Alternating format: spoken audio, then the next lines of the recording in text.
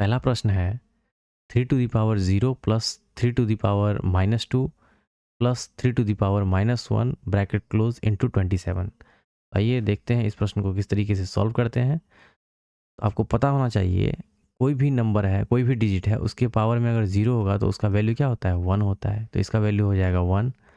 3⁻−2 है तो इसको कैसे लिखेंगे, 3⁻2, क्योंकि यही ऊपर जाकर क्या हो जाता है, माइनस में कन्वर्ट हो जाता है पावर। 1/3⁻1 bracket close into 27। 3 3 या 9, 9 और 3 का एलसीएम क्या हो जाएगा, 9। 1 9 9 यानी कि 9 प्लस 9 9 कट जाएगा, 1 प्लस 3 3 9, 9 3 12 1 13/9, ये हो जाएगा 13/9 और गुने 27। बेसिकली यहाँ पे भी है, बार बार लिखने की ज़रूरत नहीं है। 13/9 गुने 27, 9 तिये 27, 13 तिये 39। ऑप्शन डी इस क्वेश्चन का आंसर हो जाएगा।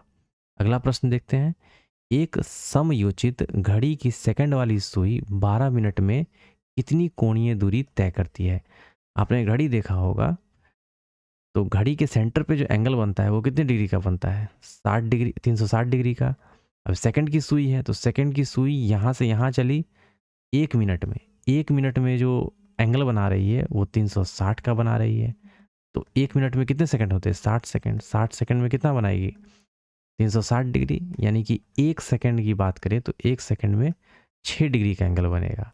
अब यहाँ 12 मिनट की बात हो रही है, 12 मिनट को 60 से गुना करेंगे तो क्या होगा, 12 छक 72, 720 सेकंड हमें मिलेगा। 1 सेकंड में 6 डिग्री, इसको 720 से गुना कर दीजिए तो 6 दूनी 12, 1 7 छक 42, 1 43। यानी कि 12 मिनट में कितनी कोणीय दूरी तय करती है, तो 12 मिनट में 43 20 4320 डिग्री की कोणीय दूरी तय की जाती है। किससे, सेकंड वाली सुई से। ये ध्यान रखिएगा। इसके पहले वाले सेट में जो भी इसी से रिलेटेड क्वेश्चन पूछा गया था उसमें आवर का सुई लिया गया था और मिनट की सुई लिया गया था, है ना। यहाँ घंटे की सुई और मिनट की सुई को लेकर के क्वेश्चन पूछा गया था, बट इसमें जो क्वेश्चन पूछा गया है वह सेकंड वाली सुई को लेकर के क्वेश्चन पूछा गया है। अगला प्रश्न देखते हैं। एक समचतुर्भुज का क्षेत्रफल ज्ञात कीजिए जिसके विकर्णों की लंबाई 12 सेंटीमीटर और 15 सेंटीमीटर है। तो समचतुर्भुज का क्षेत्रफल क्या होता है, 1/2 इंटू D1 इंटू D2। साधारण सा प्रश्न, 1/2 इंटू 12 गुने 15, 2 छक्के 12, 15 छक्के 90, यानी कि 90 सेंटीमीटर स्क्वायर इस क्वेश्चन का आंसर हो जाएगा। 9 के 3 क्रमागत गुणजों का योग 2457 है। सबसे बड़ी संख्या ज्ञात कीजिए।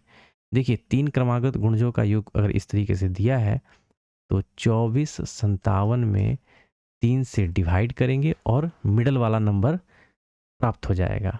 तो 3 8 त्रिक 24, 3 एकम 3, 3 9 में 27, यानी कि सेंटर वाला जो नंबर है हमें मिल गया 819। 9 के 3 क्रमागत गुणजों का योग दिया हुआ है, इसमें से 9 माइनस करेंगे तो मिलेगा हमें 810। इसमें 9 ऐड करेंगे तो हमें मिलेगा 828। 819 में 9 ऐड करेंगे तो 828। सबसे बड़ी संख्या ज्ञात कीजिए, तो सबसे बड़ी संख्या क्या हो जाएगा, 828। यही इस क्वेश्चन का आंसर हो जाएगा। और ये तीनों के तीनों क्या है, 9 के मल्टीपल है और तीनों को जोड़िएगा तो क्या मिलेगा, 2457। अगला प्रश्न है, सिंप्लीफिकेशन का प्रश्न है। 12/3 यानी कि 3 चौके 12 और इसको मल्टीप्लाई करना है, 8 7 15, 15 में से 3 गया 12, 12 चौक 48। ऑप्शन डी इस क्वेश्चन का आंसर हो जाएगा। अगला प्रश्न है, निम्नलिखित में से कौन सा विकल्प निकटतम अनुमानित मान है जो निम्नलिखित समीकरण में प्रश्न चिन्ह के स्थान पर आएगा। तो 125.99 है, कहने का मतलब ये है 126, माइनस 35.92 यानी कि ये है 36, प्लस ये 3.89, इसका मतलब ये हो गया 4 और गुने 16, 16 चौके इसमें 64 ऐड हो जाएगा, 6 4 10 और 6 2 8 1 9 1 और 36 इसमें से माइनस हो जाएगा। 10 में से 6 गया 4, यूनिट डिजिट पे 4 देखिए, ऑप्शन सी में टिक मारिए, आगे बढ़िए। अदरवाइज आप कैलकुलेट भी कर सकते हैं। 8 में से 3 गया, 5 3 8, 154 इस क्वेश्चन का आंसर हो जाएगा। अगला प्रश्न पाई चार्ट का क्वेश्चन है।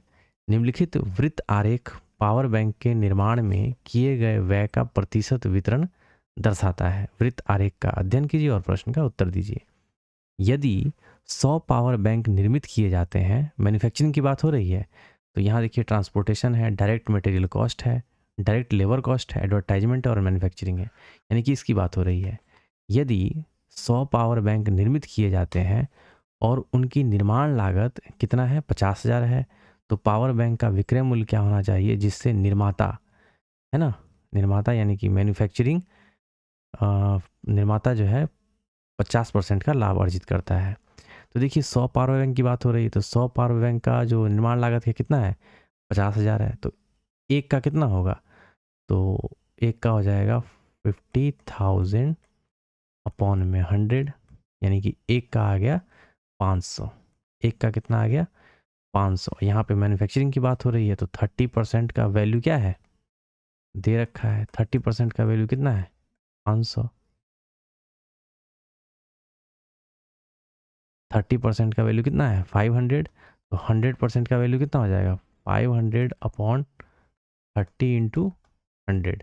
और इसी पे क्या करना है, 50% का लाभ अर्जित करना है, तो कितना हो जाएगा 150 अपॉन 100। 100 से 100 का ख़त्म, और ये 0 से 0 ख़त्म, 3 बचे 15, पचा 2500। 2500 इस क्वेश्चन का आंसर हो जाएगा। क्लियर। ये बोला जा रहा है तो पावर बैंक का विक्रय मूल्य क्या होना चाहिए, विक्रय मूल्य कितना होगा, 2500 रुपये। अगला प्रश्न, एक समबाहुभुज के प्रत्येक आंतरिक कोण की माप, इसका सीधा सीधा फॉर्मूला है 2n-4 इंटू 90 अपॉन n। कब, जब प्रत्येक आंतरिक कोण की बात हो। तो आंतरिक कोण यहाँ पे कितना दिया हुआ है, 120। 0 से 0 काट लीजिए, 3 तिये 9, 3 चौके 12, 3 दूनी 6n माइनस 4 तिये 12, क्रॉस गुना हो जाएगा, ये उधर जा कर के 4n के बराबर हो जाएगा। 6n में से 4n गया तो ये होगा 2n बराबर 12। तो n बराबर क्या हो जाएगा, 6। 2 छक 12 यानी कि 6। यानी कि बहुभुज की कितनी भुजाएं हैं, 6। अगला प्रश्न, यदि ए ने 384 रुपये की एक वस्तु खरीदी और 575 रुपये में बेच दी, ठीक है, और बी ने इतने रुपए में एक वस्तु खरीदी और इसको इतने रुपए में बेच दी, ए के लाभ परसेंट और बी के लाभ परसेंट का अनुपात क्या होगा। तो सीधा सीधा दिख रहा है यहाँ पे, ए ने इतना में खरीदा, इतना में बेचा, यानी कि लाभ कितना का हो रहा है, 6 में से 4 गया 2, और 7, 6 में से 4 गया 2, 7, 17 में से 8 गया 9, 8, 17, 4 में से 3 गया 1, यानी कि ए वाले में 192 का लाभ हो रहा है और बी वाले में 1254, और ये 1672 है, यानी कि 12 में से 4 गया 8, 4, 12, 6 में से 5 गया 1, 6 में से 2 गया 4, यानी कि 192 बट्टे 418। तो ये तो प्रॉफिट है ना, हमें क्या निकालना है, प्रॉफिट परसेंटेज का रेशियो निकालना है, ए का प्रॉफिट परसेंटेज और बी का प्रॉफिट परसेंटेज। तो प्रॉफिट परसेंटेज इक्वल टू होता क्या है, प्रॉफिट अपॉन सीपी। सीपी कितना है, 384, और इनटू क्या हो जाता है 100। तो खैर 100 ऊपर और नीचे हो जाएगा, तो 100 लिखने की ज़रूरत नहीं है, ये तो कैंसिल आउट हो जाएगा। और अपॉन में क्या हो जाता है, प्रॉफिट अपॉन सीपी। सीपी कितना है, 1254, तो ये आ जाएगा 192 अपॉन 3, ये मिडल वाला ब्रैक डिवाइडर है, 384 इंटू नीचे वाला ऊपर चला जाएगा 1254 बट्टे 418। ठीक है, अब इसको कैलकुलेट कर लीजिए। तो 2, 9, 2, 11, 1, 12, 8, 4, 12, 3, 15, तो ये तो 3 से कट रहा है, 3 छक 18, 3 चौके 12। हाँ, या फिर एक काम कर सकते हैं, ये सीधा सीधा 3, 4,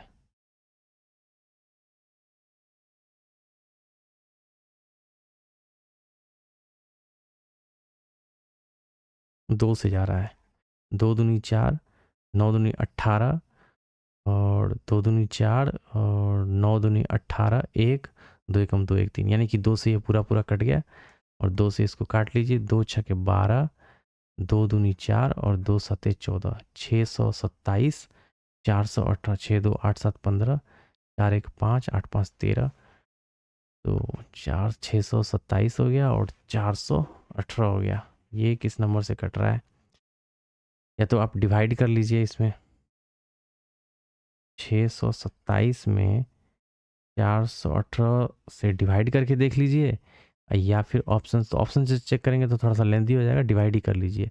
तो 418 हो जाएगा, 17 में से 9 8 17 और 1 0, और यहाँ पे ये हो गया 6 में से 4 गया 2, यहाँ पे आ गया 1.209/418।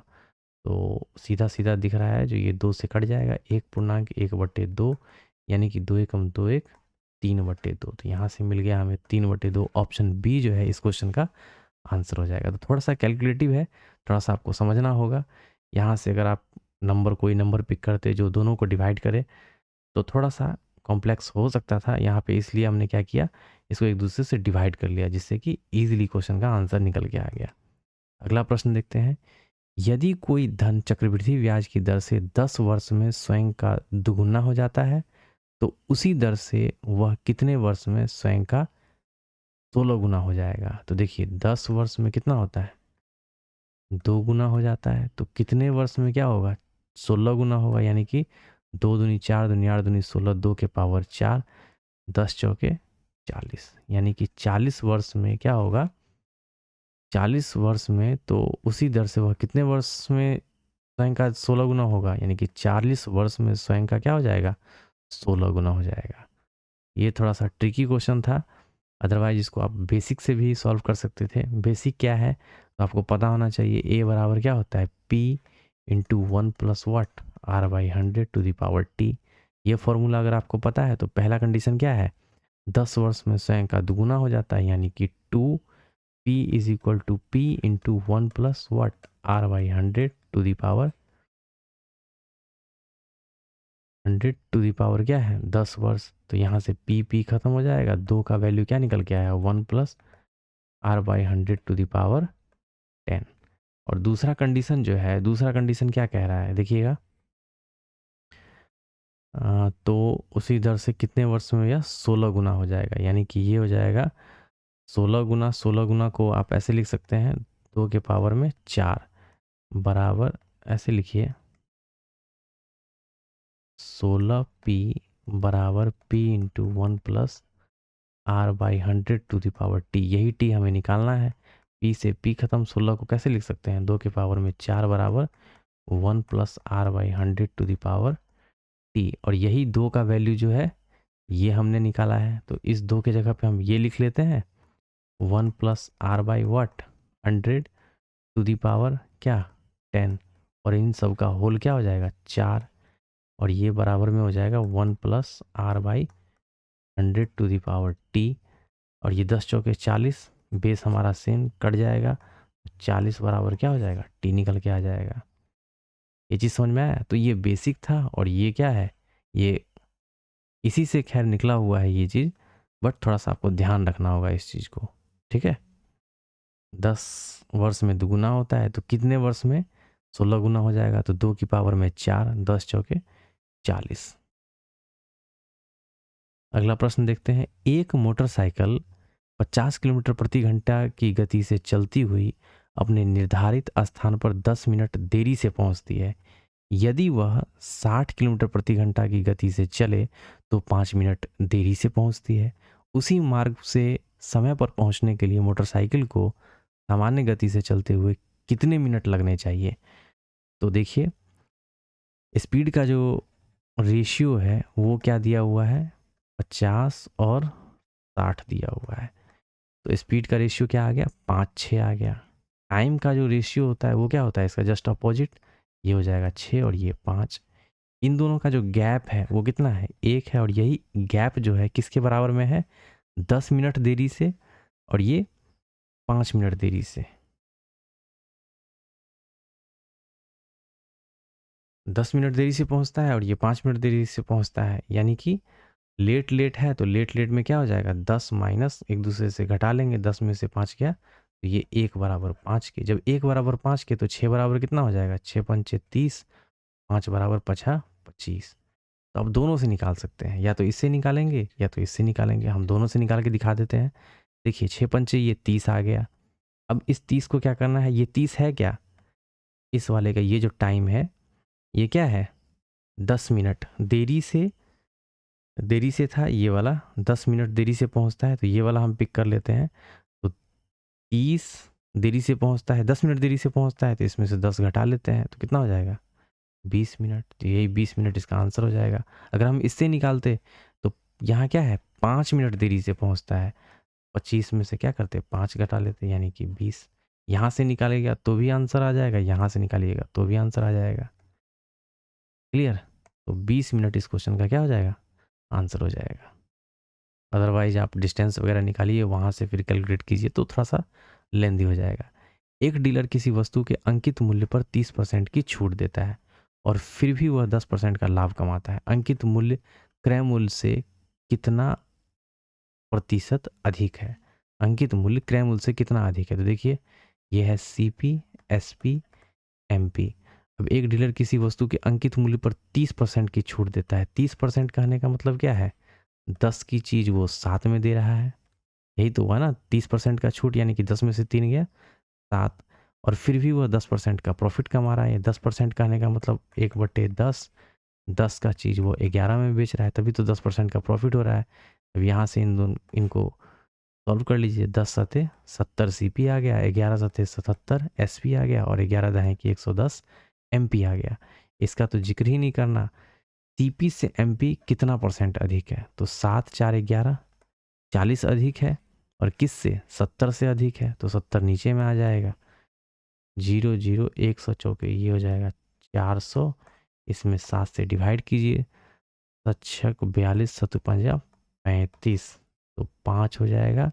यही इस क्वेश्चन का आंसर हो जाएगा, क्योंकि 4 है, 2 है, 3 है, तो ये तो होगा नहीं। 7 पचे 35, 0 7 7 49, 57 ये आ रहा है ना, तो आगे कैलकुलेट करने का ज़रूरत नहीं है, अदरवाइज आप कैलकुलेट करके चेक कर सकते हैं। ठीक है, अगला प्रश्न देखते हैं। संख्या में प्रत्येक अंक को बाएं से दाएं बढ़ते क्रम में व्यवस्थित किया गया, मूल संख्या की तुलना में कितनी अंकों की स्थिति अपरिवर्तित रहती है। तो ये 8 है, 1 है, 3 है, 9 है, 2 है, 4 है, 7 है, 6 है, 5 है। अब क्या करना है, अंकों को बाएं से दाएं बढ़ते क्रम में सजाना है। तो 1 2 3 4 5 6 7 8 और 9, परिवर्तन कितना रहता है, एक तो ये 3 3 3 ऊपर नीचे 3 है, तो इस एक तो ये हो गया, ये परिवर्तित अपरिवर्तित रहता है, और एक देखिएगा तो ये 7 ये अपरिवर्तित रहता है। यानी कि दो संख्याएं ऐसी है जो उस जगह पे वही नंबर आ जाता है जो उस जगह पे था। ठीक है, अगला प्रश्न देखते हैं। एक धनराशि को 4 सदस्यों A, B, C और D में इस तरीके से डिवाइड किया जाता है, 4:7:9:3 के अनुपात में बांटा जाता है। C को D से इतना अधिक मिलता है ना। C को, ये हो गया A, ये B, ये C, ये D। C को D से कितना अधिक मिल रहा है, 6 अधिक मिल रहा है, यानी कि कितना है, 6 बराबर 720, 6 कम 6, 6 दूनी 12, यानी कि 1 बराबर हो गया 120। तो D का हिस्सा पूछ रहा है, तो इसको 3 से गुना कर दीजिए, 12 तिये 36, 360 रुपये। डी का रेशियो कितना है, 3, तो एक बराबर 120, तो 3 बराबर 12 तिये 36, 360। अगला प्रश्न देखते हैं। 3 संख्याएं ऐसी हैं जो एक दूसरे से सअभाज्य हैं। इस प्रकार की पहली 2 का गुणनफल इतना है और अंतिम 2 का गुणनफल इतना है, तो 3 संख्याओं का योग क्या होगा। According to question A B, है ना, पहली 2 का जो गुणनफल है वो कितना है, 357 है, 357 है, और अंतिम 2, जैसे 3 संख्या है ना, ए बी सी,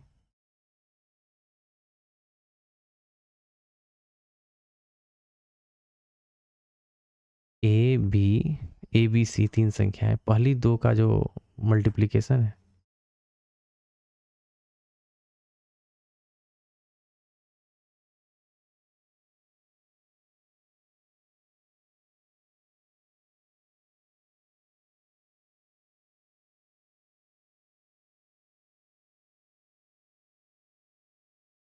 पेन क्यों इस तरीके से चलने लगा, आई डोंट नो।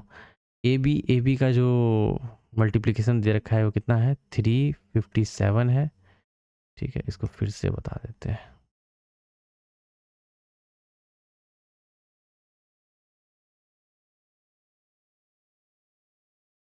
तीन संख्याएं ऐसी हैं, तीन संख्याएं ए बी सी के फॉर्मेट में है। इस प्रकार पहली 2 का गुणनफल ए और बी, इन दोनों का गुणनफल है 357, और अंतिम 2 यानी कि बी और सी, इन दोनों का जो गुणनफल है 609 है। तो तीन संख्याओं का योग क्या होगा। ठीक है, अब अलग अलग तीनों निकालना है। अब देखिए ए बी ये दिया हुआ है और बी सी दिया हुआ है।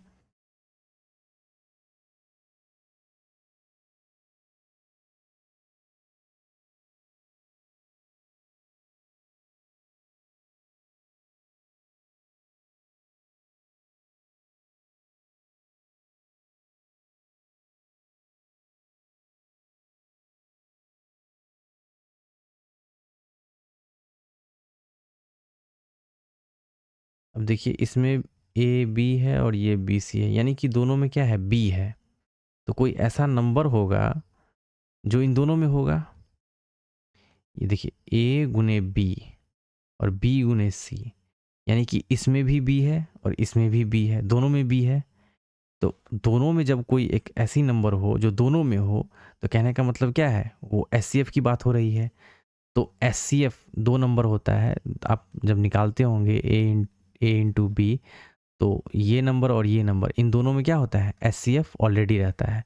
तो इन दोनों का एस निकाल दीजिए, वही क्या हो जाएगा, बी हो जाएगा।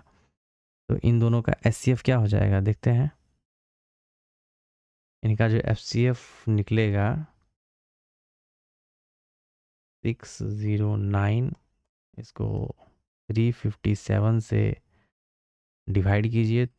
तीन तीन दूनी 35 दूनी 70, यानी कि एक से जाएगा 357, 9 में से 7 गया 2, 10 में से 5 गया 5, 5 में से 3 गया, ये हो जाएगा 2, और ये हो जाएगा 357, 252 एकम 252, ये हो जाएगा 5, और 5 में से 5 गया 0, 3 में से 2 गया 105, ये हो जाएगा 252, 210, 2 4 105, 4 दूनी 8, 2 दूनी 4, 4 दूनी 8, 5 में से 4 गया 1, 10 में से 8 गया 2, 21 दूनी 42, यानी कि एस जो निकल के आया वो क्या निकल के आया, 21 निकल के आया।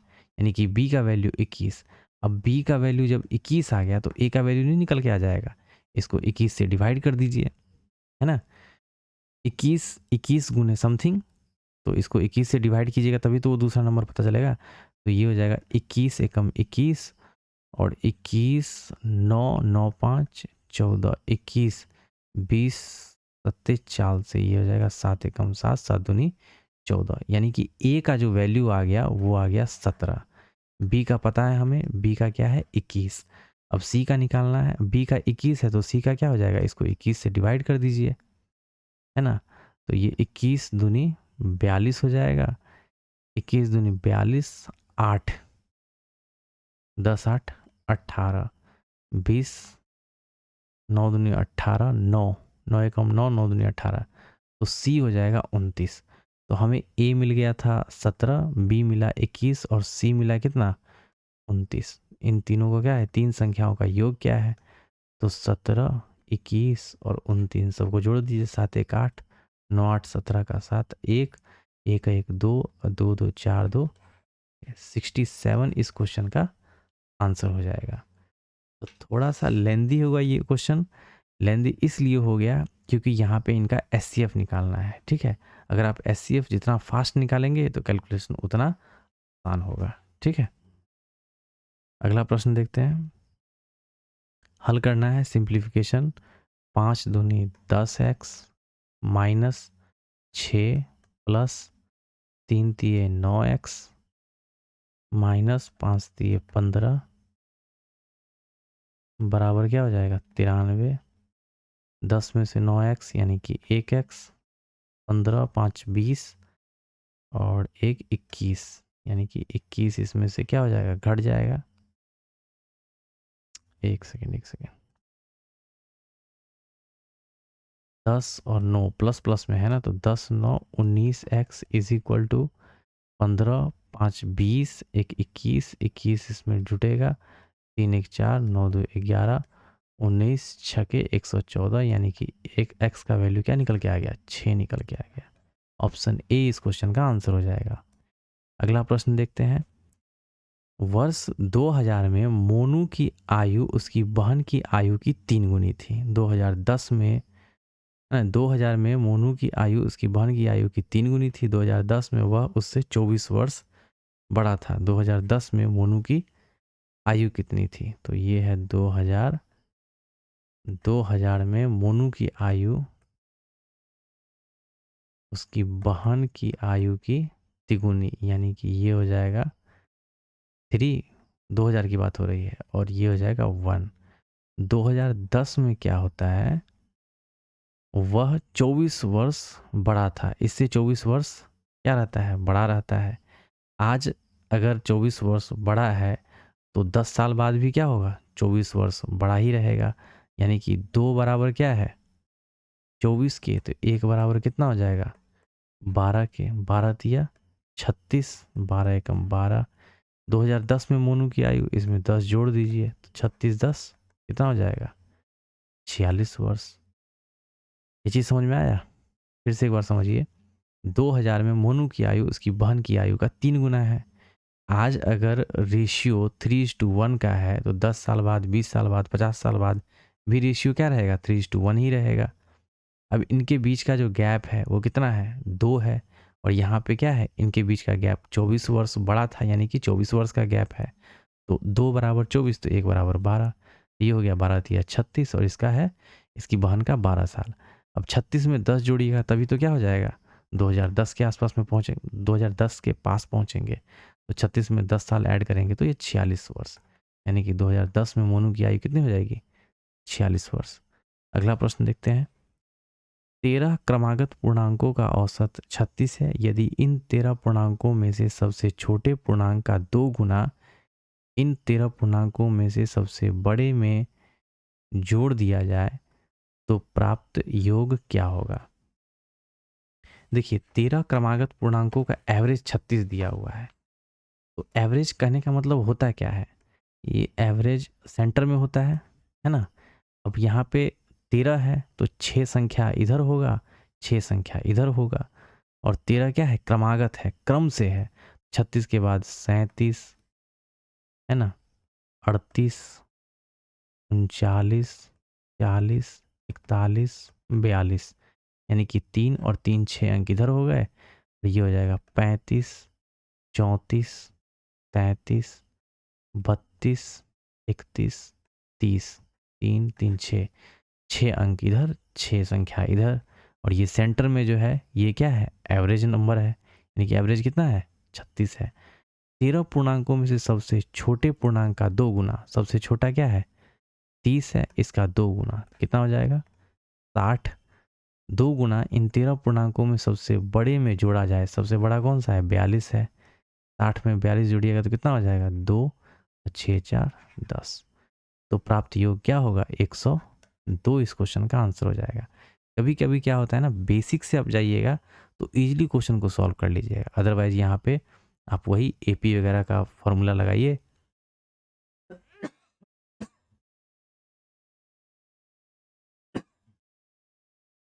एपी का फॉर्मूला लगाइए और फिर उसको सॉल्व कीजिए। अगला प्रश्न देखते हैं। सरल करना है साइन ए अपॉन 1 प्लस कॉस से और plus 1 plus cos A upon sine A. तो साधारण सा प्रश्न है साइन ए इंटू 1 प्लस क्या होगा cos A, sign A 1 plus cos A 1 plus cos ए ये देगा sign square A plus sign ए ख़त्म 1 प्लस कॉस ए का होल स्क्वायर हो जाएगा। क्लियर? क्योंकि ये साइन ए खत्म, 1 प्लस कॉस ए को 1 प्लस कॉस ए का क्या हो जाएगा, स्क्वायर हो जाएगा। अब यहाँ इसको एक्सपेंड कर लीजिए, sine square A plus B का whole square A square plus cos square A plus what 2 cos A. अब sine square theta cos square theta 1, 1 plus 1 is equal to क्या हो जाएगा 2, 2 प्लस 2 कॉस ए और 2 plus 2 cos ए, ये हो जाएगा 2, 1 2 common आ गया 1 प्लस कॉस ए, 2 कॉमन आ गया 1 प्लस कॉस ए और नीचे क्या था sine A into 1 plus cos A, हो जाएगा sine A into 1 plus cos A, 1 plus cos A 1 plus cos A cancel out हो जाएगा, 2 अपॉन साइन ए, तो 1 upon sine A is equal to क्या होता है कॉसेक ए, तो 2 upon sine A 2 cosec ए हो जाएगा। तो यही इस क्वेश्चन का आंसर हो जाएगा। तो एक तो आप इस तरीके से निकाल सकते हैं और दूसरा क्या है वैल्यू यहाँ पे पुट कर लीजिए। तो वैल्यू पुट कीजिएगा तो सारे ऑप्शन में वैल्यू पुट करके चेक करना पड़ेगा, क्योंकि पहले स्थान पे है, इस वजह से आसानी से आंसर आ जाता है वैल्यू पुटिंग से। अदरवाइज अगर यहाँ पे रहता तो फिर सबको चेक करना पड़ता। तो इसलिए आप बेसिक से ही सॉल्व करके इस क्वेश्चन को कंटिन्यू कर सकते हैं। अगला प्रश्न, एक गोले का आयतन ज्ञात करना है जिसका व्यास कितना है 12 सेंटीमीटर। गोले का आयतन होता क्या है बेसिकली 4/3 पाई आर क्यू। 4/3 पाई को तो ऐसे ही रखना है, आर क्या हो जाएगा 2/12/2 यानी कि 6, 6 गुने 6 गुने 6, 3 दूनी 6, 4 दूनी 8 और 8 छक 48, 48 को 6 से गुना कीजिएगा तो 8 छक 48, लास्ट में 8 दो जगह है, 8 छक 48, 4 6 चौक 24, 4 28, 288 पाई इस क्वेश्चन का आंसर हो जाएगा। अगला प्रश्न, इन तीनों का एचसीएफ क्या होगा। तो देखिए 9 45, 9 पचे 45, 9 अठे 72, तो ये तो होगा नहीं। 7 7 का भी मल्टीपल नहीं है, ये भी नहीं होगा। 5 का मल्टीपल ये है, 5 का मल्टीपल ये नहीं होगा। तो सीधा सीधा एक ही ऑप्शन बच रहा है जो इन तीनों का क्या है मल्टीपल है, तो वही ये क्या हो जाएगा इसका एचसीएफ हो जाएगा। ठीक है, अगला देखते हैं, दी गई सारणी का अध्ययन कीजिए और नीचे दिए गए प्रश्न का उत्तर दीजिए। सारणी विभिन्न वर्षों के लिए विभिन्न वस्तुओं में भारतीय निर्यात का मान दर्शाती है। भारतीय निर्यात का मान दर्शाती है। 2018 से 2020 के लिए फलों, आईटी उत्पादों और रक्षा उत्पादों का वार्षिक औसत निर्यात संयुक्त रूप से कितना है। तो देखिए 2018 की बात हो रही है, ये 2018 है, 19 है, 2020 यानी कि 2018 से 20 तक फल, फल कहाँ है, ये फल हो गया। उसके बाद आईटी सूचना प्रौद्योगिकी उत्पाद, रक्षा उत्पाद ये हो गया। अब इन तीनों का एवरेज निकालना है और सबको जोड़ देना है। तो इन सबको जोड़िए पहले, 18, 61, 70 और 75, ये हो जाएगा 5 1 6, 5 1 6, 7 7 14, 14 6 20, 5 1 6, 7 7 14 6 20 और इनको 3 से डिवाइड कर दीजिए। 3 6 18, 2,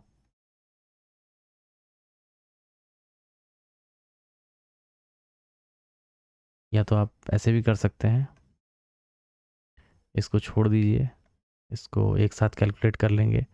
उसके बाद सूचना प्रौद्योगिकी ये कितना है, ये है 0 6 6 2 8 और 1 1 2 1, 380 ये भी 3, क्योंकि एवरेज की बात हो रही है। 5 ये हो जाएगा 5 के बाद 8 8 1 9 9 8 17 1 1 275/3, ये 1/3 कॉमन हो जाएगा। 6 6 6 5 11 है ना, 6 6 5 11, 1 1 8 1 9 9 7 16, 1 2 1 3 3 6 2 861, 861 में 3 से डिवाइड कर दीजिए। 3 दूनी 6, 2 3 8 3 24, 2 3 सत्ते 21, 287 करोड़ रुपए इस क्वेश्चन का क्या हो जाएगा, आंसर हो जाएगा 287 करोड़ रुपए। ठीक है, तो तीनों का अलग अलग निकालना है, उनका एवरेज हमने निकाल लिया और एवरेज निकाल करके फिर क्या करना है, तीनों को कैलकुलेट कर लेना है। अगला प्रश्न देखते हैं।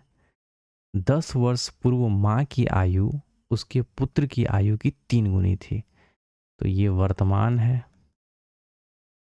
यहाँ से 10 वर्ष पहले की बात हो रही है, तो ये 10 वर्ष यहाँ मान लीजिए ये वाला पॉइंट होगा।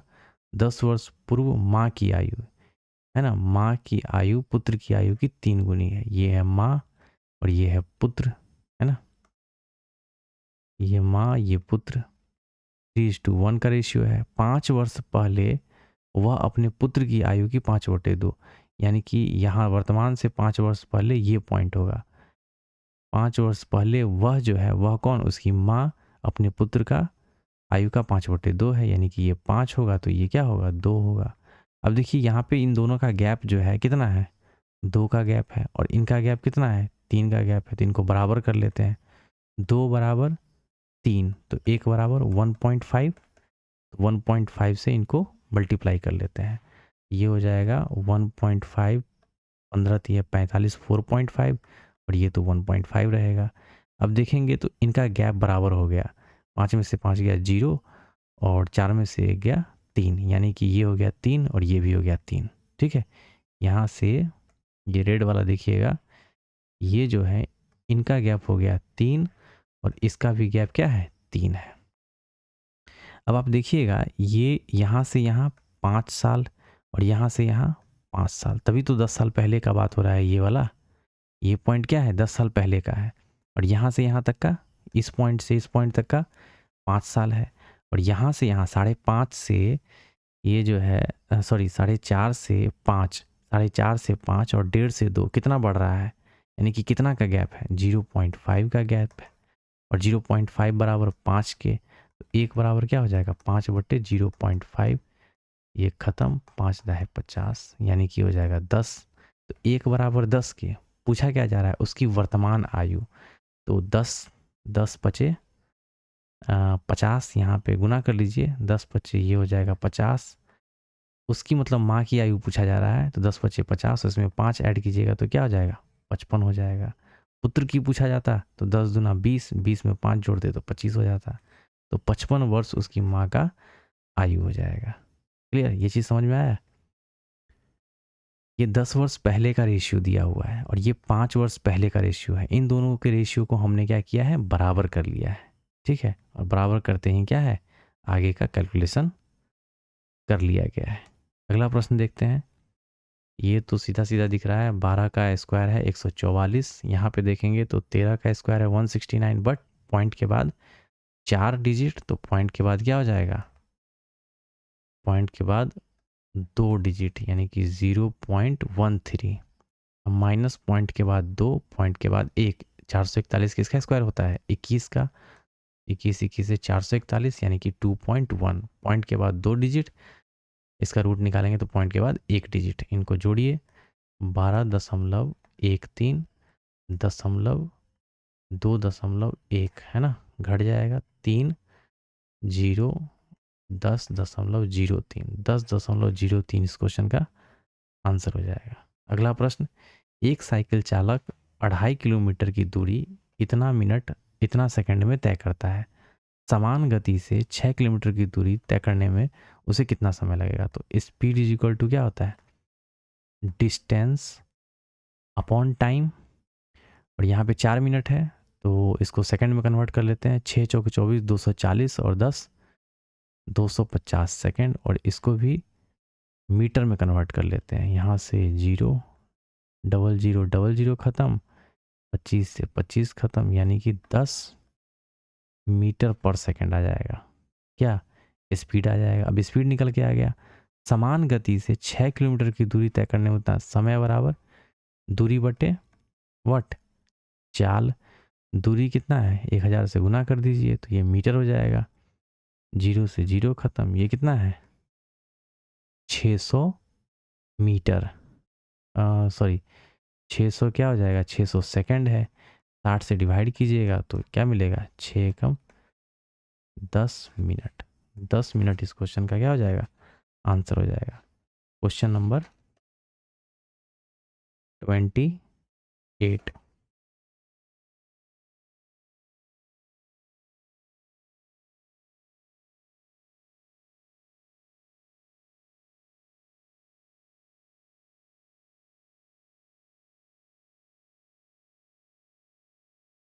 अगला प्रश्न देखते हैं।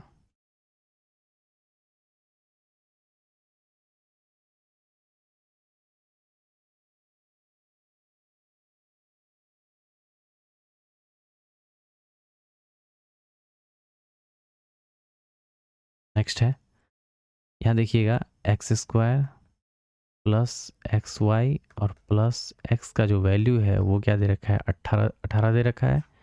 और यहाँ पे Y square plus X Y और प्लस वाई का वैल्यू कितना है, 24 है। इन दोनों को कैलकुलेट कीजिए तो ये आ जाएगा आपको X square plus Y square plus 2xy और प्लस x+y = 8 4 12 और 20 10 30, यानी कि ये हो जाएगा 42। ये क्या है, सीधा सीधा दिख रहा है x+y का होल स्क्वायर है, a square plus B square plus 2ab और प्लस क्या है x+y = 42। x+y की जगह पे हम कुछ वैल्यू मान लेते हैं, इसकी जगह पे इसको a मान लेते हैं। ये a स्क्वायर प्लस a और माइनस क्या हो जाएगा 42 बराबर 0, द्विघात समीकरण पे हम सेट कर दे रहे हैं, ठीक है। और ये हो जाएगा a स्क्वायर 7 छक 42, यानी कि 7a minus a minus 42, a common हो जाएगा, a प्लस 7 और माइनस 6a+7 बराबर 0। a स्क्वायर प्लस 7 7 छक 42, 7 में से 6 गया a, और तो यहाँ निकल के आ गया a+7 और a-6 बराबर 0, यानी कि a का एक वैल्यू आ गया 7 और दूसरा आ गया 6। 7 नहीं, माइनस का 7 है, क्योंकि प्लस है तो माइनस का 7 आ जाएगा और ये आ जाएगा प्लस का 6। और a जो हमने माना था, a किसे माना था, x+y। x+y का दो वैल्यू आएगा, एक -7 और एक 6, -7 और 6। क्लियर, ऑप्शन सी इस क्वेश्चन का आंसर हो जाएगा। तो इस तरीके से सॉल्व कीजिएगा इस प्रश्न को। अगला प्रश्न देखते हैं। कारखाने में एक वस्तु का उत्पादन करने के लिए महेश द्वारा खर्च की गई राशि 2000 रुपये थी। ठीक है, 2000 की राशि खर्च की जाती है। उसी वस्तु को कारखाने से शोरूम तक ले जाने के लिए उत्पादन लागत का 10% खर्च करना पड़ा, है ना। तो इसका 10% और खर्च करना पड़ा है, यानी कि कारखाने से लेकर के शोरूम तक। तो कितना और लग गया, 10% अधिक लगेगा, 0 0 0 0 खत्म, 11 दूना 22, यानी कि इतना का खर्च हुआ। उसने शोरूम से वस्तु को ऐसे मूल्य पर बेचा कि महेश द्वारा वस्तु के उत्पादन और परिवहन में खर्च की गई कुल लागत से 15% अधिक था। महेश ने शोरूम से वस्तु किस मूल्य पर बेचा था, यानी कि 15% का वो क्या है, प्रॉफिट कमा रहा है। 0 0 0 0 खत्म, 22 से इसको गुना कर दीजिए, तो 22 से जो गुना कीजिएगा वही क्या हो जाएगा, इस क्वेश्चन का आंसर हो जाएगा। अब आप देखेंगे ये 22 है, 11 का मल्टीपल है, 11 का मल्टीपल देख लीजिए कौन सा है। तो ये तो 3 0 ये नहीं होगा, 2 5 ये नहीं होगा, 5 2 7 ये नहीं होगा, 3 2 5 5, तो यही इस क्वेश्चन का क्या हो जाएगा, आंसर हो जाएगा। या तो आप मल्टीप्लाई भी कर सकते हैं, 22 से मल्टीप्लाई कीजिए, 115, 2 से मल्टीप्लाई कीजिएगा तो 100 दूनी क्या हो जाएगा 230, और ये हो जाएगा 230, 0 3 3 2 5 2 25 30 इस क्वेश्चन का आंसर हो जाएगा। देखिए 2000 का लागत है, 10% अधिक लगा करके क्या कर रहा है, वो कारखाने से शोरूम तक ले जा रहा है, तो 10% अधिक खर्च हुआ, तो टोटल हो गया इतना खर्च। अब 15% का वो प्रॉफिट कमा रहा है, तो लास्ट में जो महेश ने शोरूम से उस वस्तु को किस मूल्य पर बेचा है, तो ये आ गया। अगला प्रश्न देखते हैं। आंकड़े का माध्य ये दिया हुआ है, आंकड़े का बहुलक क्या है, तो माध्य बराबर होता है क्या है, सबका जोड़ और बट्टे में जितने नंबर है उतना। 9 1 2 3 4 5 6 और y 9 3 12 5 17 17 3 20 1 21 21 4 25 25 5 30 प्लस y और बट्टे में कितने हैं 1 2 3 4 5 6 7 7 से डिवाइड कीजिए और इसका जो माध्य है वो a दे रखा, मतलब y दे रखा है। तो 30 प्लस y बराबर 7y, 30 बराबर 6y, तो y बराबर क्या हो जाएगा 5, 6 पंचे 30, y बराबर 5 आ गया। तो कहने का मतलब y बराबर 5 आया तो बहुलक क्या होगा, ये 5 5 5 3 बार 5 है तो बहुलक यही होगा। बहुलक क्या हो जाएगा, यही हो जाएगा। आप यहाँ से भी ऐसे भी निकाल सकते हैं लेकिन ऐसे निकलेगा नहीं, क्योंकि देखिए 4 4 अगर 4 देते तो 4 भी है, 5 5 5 क्योंकि 3 तो एक ही बार है, तो 3 और 9 एक बार है, तो ये तो दोनों तो होंगे नहीं। यहाँ पर अगर 4 नहीं रहता, कोई और नंबर रहता तो आप डायरेक्ट हिट कर देते 5, ये बहुलक होगा। बट यहाँ पे 4 भी 2 बार है और 5 भी क्या है, 2 बार है। तो 5 y का जो वैल्यू 5 आया, इस वजह से आंकड़े का बहुलक क्या निकलेगा, 5 निकलेगा। अगला प्रश्न देखते हैं।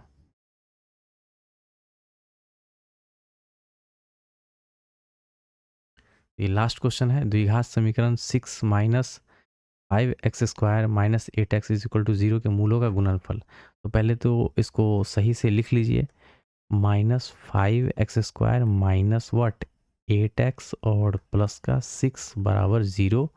और यहाँ से मूलों का क्या पूछ रहा है, गुणनफल। गुणनफल क्या होता है, alpha into beta is equal to what, C/A। C क्या है 6, A कितना है माइनस का 5, तो -6/5 -6/5 इस क्वेश्चन का आंसर हो जाएगा। तो ये लास्ट क्वेश्चन था। वीडियो आपको कैसा लगा कमेंट सेक्शन में ज़रूर अपनी प्रतिक्रिया दीजिए। वीडियो में बने रहने के लिए बहुत बहुत धन्यवाद।